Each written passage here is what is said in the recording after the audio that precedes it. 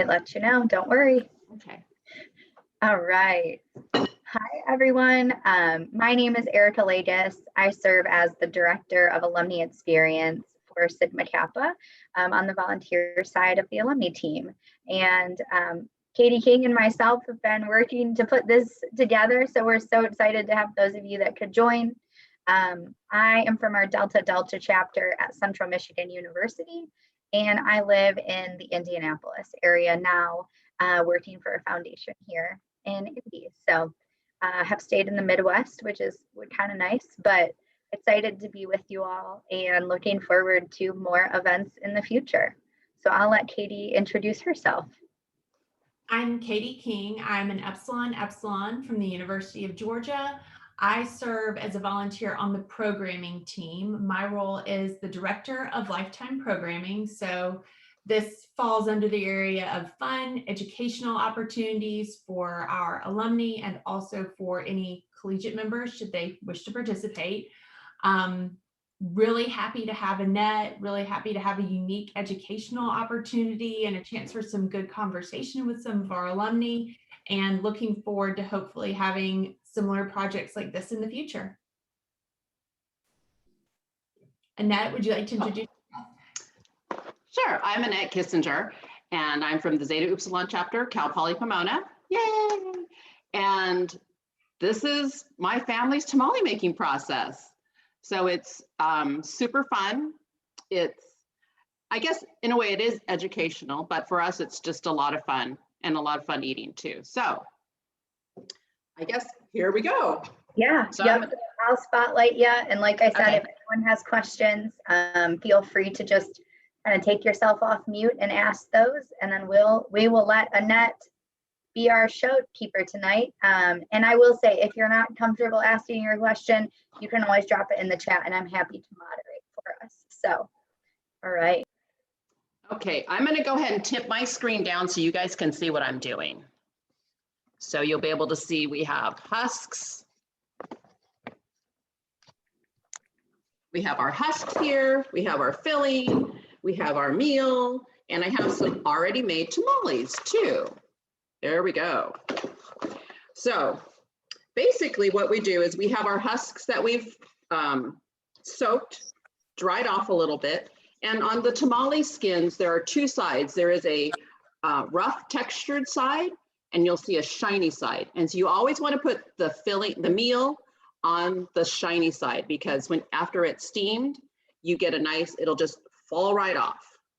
So you just take a scoop of the filling. I'm using like our teaspoon size. You're going to spread it to the end. And I always leave about an inch or so from the very bottom. You're just going to spread it to the ends. And then the filling's just going to be kind of in the middle. Let me take this off. You want to spread it evenly too, so that way it'll steam evenly. Take some of your filling, another big, generous teaspoon size. And then you're going to fold over one way, and then close it up and flip the end over. So it looks like that. And then just stand it. I love these metal aluminum trays. They're perfect for storing tamales. They freeze really nicely in there too. So I will, actually, you know what? I'll do one of my chili cheese ones. So again, we have our husk with the shiny, the smooth side in. We're gonna spread the meal all the way to the ends. And you don't want to put it too thick. And then we're going to do our chili cheese. So I've got our jack cheese, stick it right in the middle, and our chilies on either side. I'm going to fold it up, flip it over. And with these, I'm going to use a tie. So what I did was I took one of our like smaller pieces of husk and then made two little pieces and tie them together to make one tie. And if you have petite hands and you can do this, you can just do it with the one thin one, but I have big clunky hands and I can't tie it when it's a smaller one, and you just tie it on the end like that. You can do this with any of the fillings too, to make it real cute. But it's a good way to distinguish one from the other. So when you can steam them all together, and that way you can tell which one is which. Another one I'm going to do is I'm going to splice it. So if these are 2 smaller size corn husks, and we're going to splice them to make one, so you take the filling on the small one, one of the husks, you're going to spread it to the end. You're going to take the other small one, kind of overlap it, and then the meal works as like a glue to hold them together. And you're going to do it the same way. Spread it to the end, add the filling,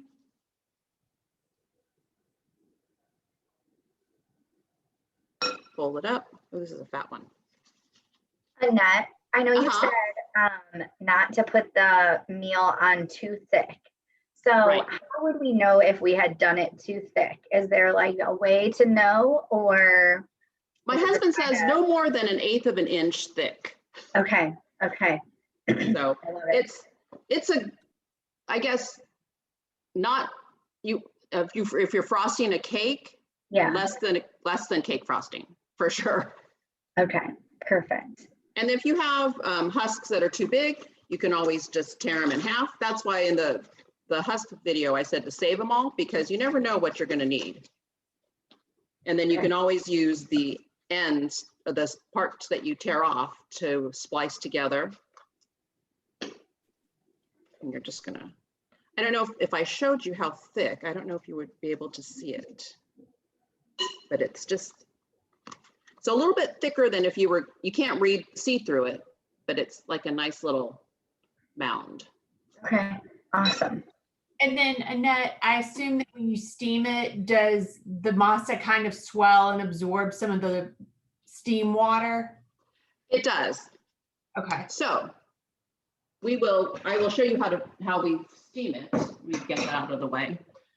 Put this back up. Oh, let me keep it down. So for a steamer, I use a aluminum steamer. I don't know if you guys have Smart and Final out there. It's kind of a cross between a Costco and a supermarket. And so they sell restaurant accessories too. So this is I think it's a 16-quart steamer or a stock pot, and it has a steamer in the bottom. And so this is what we usually use to steam. You can use just a regular stock pot. I brought this out, and then have a steamer basket that you can use. The only thing with this is you want to fill the liquid up to just underneath the bottom of the little pegs. And then with this, you're going to need to watch it a little more carefully to make sure that you still have liquid in it. Because if the liquid were to just all absorb out, then you'll burn your tamales. But with the stock pots, with the steamer on the bottom, it's a good amount of liquid, probably a good 2 inches of stock and water that you put in. So I usually fill it to about 1/4 of an inch below the little rim. And when you fill your tamales, you want to make sure and you stand them up in the steamer. So if you can see it like that, everyone's standing up. So then you can really steam a whole lot of tamales. Yes. Okay. You don't want to crowd them too much. I have my little switch out that I have 3 dozen in there. So if you do have extra room, I saw on Food Network, they said you can always fill the extra part with foil and steam it with the foil. And then you can always, so after you fill it up, you want to put some of the husks on the top, cover it with foil, and then your lid, and then you're going to steam it like medium-high heat for about an hour. And what you get is, through the magic of television,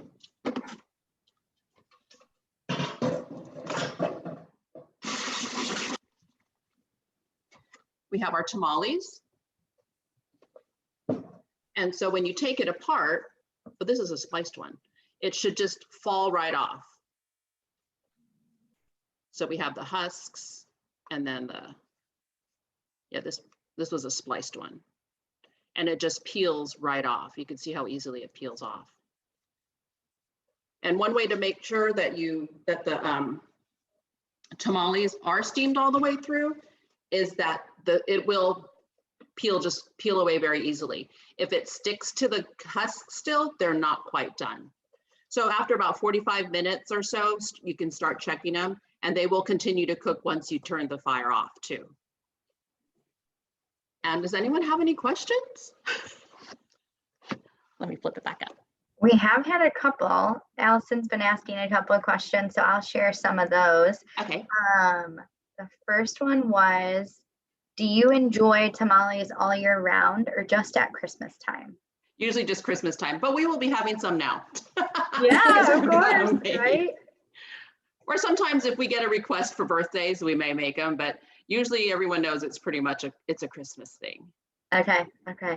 And then, is chili cheese your favorite kind of tamale, or what's your favorite kind? I like them all. Like them all. No favorites. They're all delicious. Mm-hmm. Okay. Oh, and they freeze really well. That's another thing I was going to let you guys know. So you can freeze them either in this state, not steamed, or already steamed. Usually when we make them for Christmas, we'll make I think we did 20 dozen last year. So I just keep them in the tray, aluminum trays, put them in like the huge Ziploc bags, and just put them in the freezer. Take them out about 3 days before you're going to steam them, and they come out perfect. Okay, we have another question of how long do you soak the husks? Not very long at all. I usually will get a pan of water, just kind of immerse them all, kind of push down a couple times, let all the little floaties come out, and then dry them off. Okay, awesome. Annette, when y'all have these at Christmas, is that your appetizer? Is it a main meal? How do you do that? And how many do you plan per person? It just depends. We usually do like a Christmas breakfast, so it's just part of the breakfast. And I think we usually steam at least 3 dozen for about, 10 people, 10 to 12 people, and then everyone takes it home too. Okay. It's like your parting gift.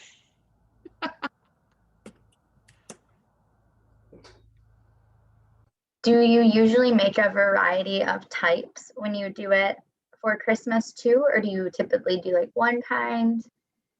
We usually do the pork and then the chili cheese, and we'll do a chicken. But my niece likes them plain, so she doesn't like any filling at all in them. And so we make some plain just for her. She just likes the cornmeal. Okay, I guess I never thought about that. Like you could just have that. Okay. Mm-hmm. Yeah. And then another question we got was, does the whole family get involved, or do you work by yourself? There's usually about 6 of us here doing it. My mother-in-law will still come by, and she's the quality control. So she'll make sure they're wrapped correctly. They've got a good texture and stuff like that. Or not texture, but they're wrapped tightly so they won't fall apart in the steamer. I guess that's a valid point. Yeah. And then another question was, does it take all day to make them? We usually think, oh my God, we're going to be here forever. But last year, I think we started around 9. We were done by 2. We did 20 dozen in like 5 hours. And then we got to eat them for lunch. Okay, I love that. And you all are like professionals. Like you've been doing this for a while. Yeah, pretty much. Yeah. I've been put into practice as long as I've been married, which is over 30 years. And then my kids have been helping. And then my daughters-in-law, they've just started coming around. So they've been around done it a couple years too. Okay. So maybe those of us who are doing it for the first time should add a little time onto our. Yeah, probably. Yeah. We all agree in the chat that is still a long time to be making tamales for sure. So another question that came in is, have you ever made them double wrapped with 2 husks of masa? And how long would those take to cook if you I've have? never done double masa. Okay. I would think the same, because once this guy got started, 3 dozen only took about 45 minutes. I pulled one out after a half hour because I was going to show you guys what it looks like if it's not done, and it was pretty much done. So I took out one of the smaller ones, and so I would think closer to an hour. That would be my guess, depending on how many you had in the pot as well. But you can do dessert ones too. We haven't ventured. Yeah, I was at my market. Katie would know, Diana's, to get my meal for my tamales, and they had strawberry tamales. And so we were like, well, what's in it? And they said just fresh strawberries. So Interesting. Okay. So another question came in. Do you make the masa from scratch or do you buy it pre-made? no, we buy it pre-made to it's like it's halfway made. And then we added lard and then the broth and everything else into it to make it. Because usually if you buy it pre-made, it'll be really crumbly and it won't have the good texture to it. It'll be almost like paste. And then when it cooks up, I heard it doesn't cook up well either if you do it that way. Okay. Inside secrets that we need to know about here. Yes. What would you say if you were like giving us advice for first time making tamales? What is the most challenging part that you're like, you just kind of got to get used to it, or this is how I would navigate that area? Is there a piece there that you would give us some wisdom on? I would think the folding, because once you get that going, the first couple times it's hard. My son he takes his husks, he lays them out on a plate, he uses a butter knife, and he covers the whole thing. And he only does like 1 or 2 to every 10 of everybody else, but he's got his little rhythm down. But once you get that, get the rhythm of the folding, that's probably the most challenging, because everyone holds it a different way and you got to flip it around sometimes. So. Sure. Okay. Everything else is pretty easy. Okay. Can you remind us of the consistency that the masa needs to be when it's ready to be used in the filling? It's almost like, I would think like a thick hummus, because you can hold it upside down, but it's very pliable. I don't know. I can't think of what else it would be like. So it's almost like a thick cookie dough batter, but it's very pliable. I don't know if that helps. Or if you can actually, I don't know, can you see the consistency in here? Yeah, I think that gives us, when you hold it up on the spoon like that, I think that gives us a good idea of it. So it's pretty thick, but then it spreads really easily. Yeah.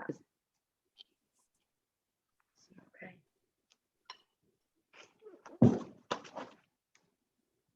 And I have to say that when you say like you have to get into that routine of the folding, you definitely made it look so easy. So that's good to kind of know going into making your own, of like, that's going to be the piece to be mindful of there. Every time I start, it's like, oh, I have to do this again. And then once you get into the rhythm, it's like, oh. So it was good to have this. I started doing it earlier so I could kind of remind myself of the repetition of how to do it. Yeah, absolutely. Digging through the husks and looking for the good ones. And yeah. So someone would like to know, before you were married, had you ever made tamales, or was that something that came with your family in the marriage? I ate them before, Yeah. but never made them Okay. until I started dating my husband. And then from then on it was, oh, we do tamales at Christmas. Oh, okay. Yeah, I love it. Okay. Does the pre-made masa tell you how much lard and broth to add usually? No. Okay. No. Any secrets for us there? What's the secret? for the 5 pounds that we used, we probably used a quarter pound of, not quite a quarter pound of lard. So, and then broth wise, maybe a quarter cup, because you don't want it too soupy. But, and then we use a splash of vegetable oil as well. I know that's not very much help, but You know what? Any guidance is better if it doesn't tell us what to use, you know? Then I we'll just rely on Google. Down. well, I know It's if you do taking it those. on like from scratch on the different websites, they've used stand mixers and it'll give you exact directions. I have never tried that, so I'm not quite sure how that would work. But I'm sure it'd be fine. What brand do you buy? I use Diana's. I don't know if there's some out that way, Andrea. I know they have their tortillas all over like the supermarkets and stuff like that, but they have little not pop-up stores, little markets around Southern California. And that's the one that we use. Okay, But I I'll think look. some of the restaurants that make tamales will sell the masa as well. Because I've heard that's the secret. You gotta have the right masa. Yes. When I was doing research online, they were saying that I guess there's a restaurant in East LA and they said, oh, their masa wasn't good last year because it never cooked up right. And I was like, oh, okay.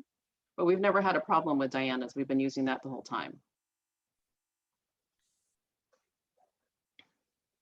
Is it beef broth or chicken broth? Actually, I used pork broth because I made the pork tamales. But when I steam it, I do have chicken broth, or I'll use the leftover pork broth that I had and then just water for the rest. Okay. Just add a little bit of flavor to it.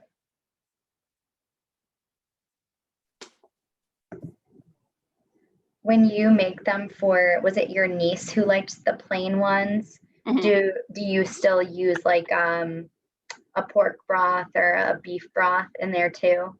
Oh yeah. Give it some of that. Mhm. Okay. Yeah, she just doesn't like chicken or pork. Sure. Yeah. Noted. But I like the corn husk, the masa as well. So I'll eat some of the plain ones too sometimes.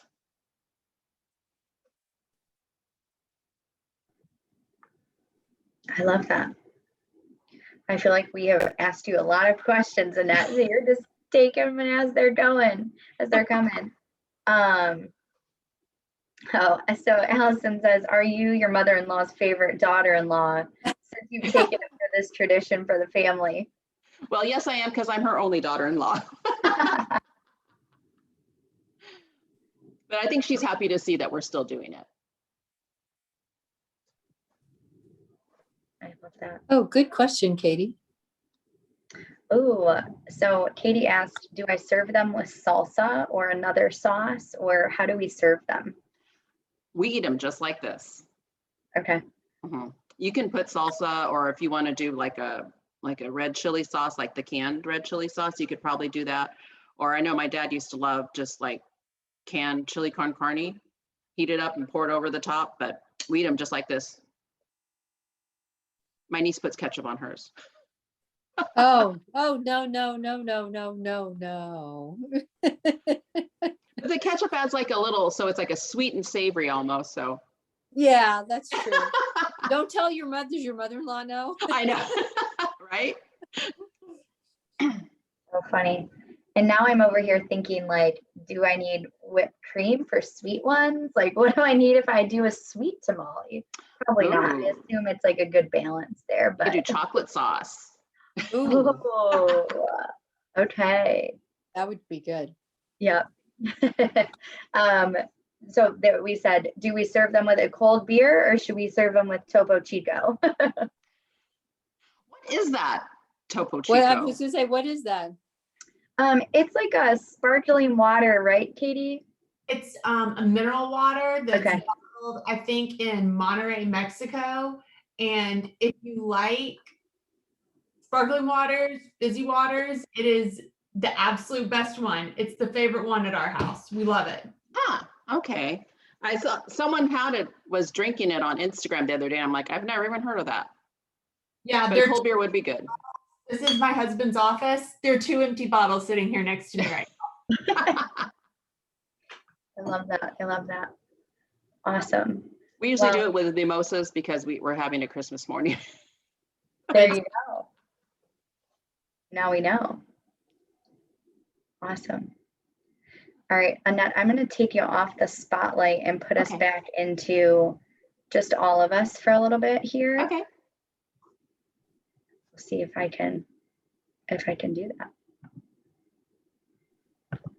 Okay, hopefully we're all back in gallery view. Yep.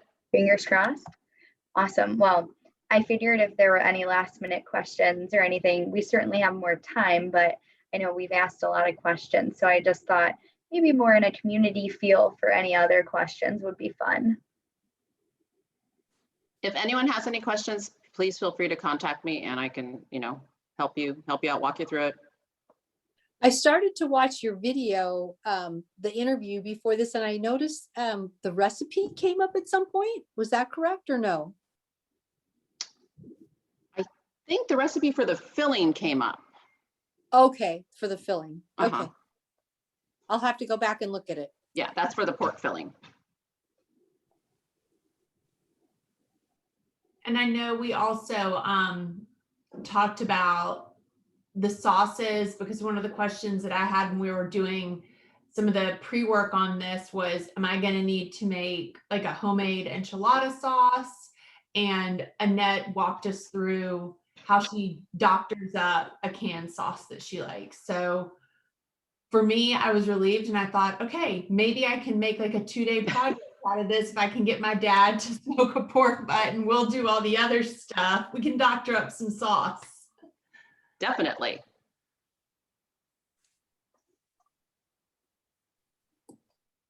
Now, when you make the pork, have you ever done it like in an Instapot, or do you just do it the old fashioned way, just slow cooking it? I boil it to death in some water. That way I have pork broth to use when I steam it. But I Okay. think an Instapot would be really good. It'd be fast, definitely. It makes it tender, but Oh, it yeah. isn't always the same. It depends on the meat. Some meats Oh, Instapot better than others. Oh, okay, good to know. Yeah, I was thinking, oh, maybe I'll put in the Instapot, but then we always saved it. My mother-in-law always saved the broth and she would add it to the Right. meal and for the steaming. So it's like, well, I'll just throw them in the water and see what happens. And you shred it, right? You take Yes. 2 forks and shred it all up. Okay. I just use my hands. Oh, you do? Okay. Yeah, easier. Well, like you, my hands don't work like they used to. So Yeah. sometimes 2 forks is easier. Definitely. Any way to get the job done, right? Exactly. Exactly. Yeah. Annette, do y'all always use like a Monterey Jack cheese with the chili cheese, or do you ever use like Mexican crumbling cheeses or anything like that? You can pretty much use any cheese you want to use. I would, I think the crumbling cheese, I don't know how well that would work, how it melts. So, but any kind of cheese. I was thinking, maybe I'll use cheddar, but then it's like, I'll just use Jack or you can use string. I just buy the little sticks. It's easier that way. Or you can get like I know I bought the blocks of Monterey Jack and you just cut them into little strips. For the chili, do you buy canned chilies or do you Oh, yeah. roast them yourself? Oh no, I buy canned. Okay. Whole canned and then I just cut them up. I Okay. have kind of a silly question to ask you. No, Has no. it ever gone wrong? Do you have a story for us where tamale making kind of had a bad day? You know what? There isn't really any bad days with tamales because as long as you steam them right, sometimes they're not as pretty. And so I've put too many in the pot and then the cooked cornmeal oozes out and then I'll just pick it off and eat it off the top of the foil. Okay, there. Some of them may be a little lumpy, but they all taste good. Well, that's good to hear. There's no bad way to make a Yeah, tamale. I think just as long as you get the meal right too, that's but but it's, you know, just keep adding a little bit of lard and broth and you should be good. As long as it's not soupy, you're good to go. Did you ever have like something happen where like in the middle of tamale making some like weird thing happened, like the power went out or? We ran out of ingredients. Okay, well, that Yeah, would, we that's ended up, let's see, I think this was a couple years ago and I totally forgot to buy the lard. And this is like December 12th. And we're like, there's no lard. And so my son had to run to the market. Good thing we're close by. And he had to come back with this 5-pound tub of lard because they didn't have any small cube. No, all the 1-pounders were gone. And it's like, what are we going to do with 5 pounds of lard? you're making 5 pounds of lard's worth of tamales. Yeah, no. And then we've run out of husks before and it's like had to run to the supermarket to get husks. And it's like, oh God, these husks are awful. They're really small and they're all torn, but it's like, oh, well, you just kind of make do. Yep. And if you have extra filling, they make great burritos too. So the filling's always good. Good to know. As we talk through it, I'm feeling more assured that I am capable of doing this. Definitely. Anyone can do it. Katie said you made biscuits with all the extra lard. I love that. The biscuit places we went to growing up, there were, you know, the so-so biscuit places and the really good ones that made their biscuits using lard, and there is a difference. Bless their hearts. And yes, bless their hearts. I love it. Katie, I see a future teaching, maybe perhaps you can teach us how to make biscuits. Yes, definitely. I don't do that well. I have a biscuit bowl and it's for decorative purposes only. There you go. That would be a good class if someone can make good biscuits. Yeah. I love it. I love it.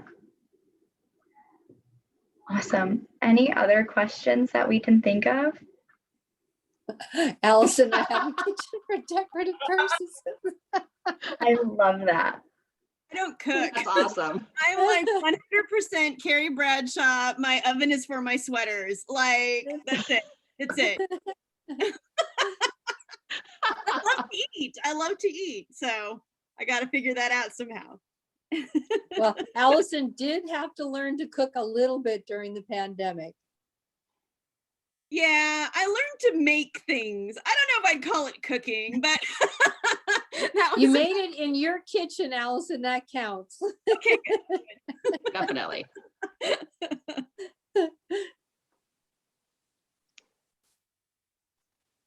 Funny. Oh my goodness.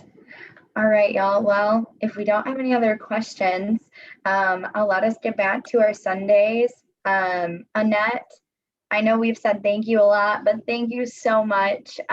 We are so grateful for you to share this tradition with us and reassure us that we are capable of making this dish. Anyone can do it. I love it. Well, and seriously, we know you put in a lot of pre-work to do a lot of videos for us and a lot of information to provide to sisters on the front end. So thank you for all of that. And then thank you for leading us through this evening and answering all of our questions. We are really appreciative. Oh, thank you very much. This has been fun. This has been a lot of fun. Good. Taking me out of my comfort zone. So thank you. And it's good to see you, Annette. It's been I many know. years. Good to Many see you years. guys. It's like, oh, hopefully maybe we'll get Founders Day this year. Well, Something. we'll have a Founders Day, but we'll see if we can get a combined one going. We haven't been able to do one in a number of years. Well, I'll show up for Cal Poly's. We'll do something. Definitely. Cross fingers. Yeah. Yep. But yes, Annette, it was so nice to see you. And Thank you for coming. Thank you guys for coming. And Katie and Erica, thank you for setting this up. This was Oh, a I know. really Thank you. quick event. Yes. Thank you. And I'm looking forward to any future virtual events that can, connect sisters nationwide. I really appreciate all of your efforts and creativity. And I'm looking forward to trivia. I know. I was just gonna say, don't worry, I'm gonna do a plug for it. So Tuesday if you all are free, this Tuesday, May 25th at 3 Eastern, noon Pacific, 2 Central. I know I'm missing a time zone in there, maybe Mountain Time. We will have trivia, Sigma Kappa trivia. Again, there's a Zoom link. So if you got the link for tonight, if you just scroll down a little bit, the link is going to be in there. But feel free to come and join us. It'll be super low pressure, just kind of fun. We're using a platform, so you won't even have to keep track on your own. But come join us, learn a little bit more about Sigma Kappa, and hopefully meet some new sisters. So it's at noon? It'll be at noon Pacific. Yeah, so Oh, we'll put okay. it together. We wanted to try to get it at different times for our different time zone friends, so Right. that it's not like always in the evening or always right at the end of the workday. So it's 3 Eastern or noon Pacific. Yeah. Okay. Yeah. It's my lunch hour. I'm excited. Yeah. Yay, good. fun. Good. See me That's in what I the- was hoping. Awesome. All right, everyone. Well, it was great to meet some of you and see some familiar faces. So we will see you next time. Thank you. Thank Thanks. you. Katie. Bye-bye. Bye, Andrea. Bye. Bye. Bye.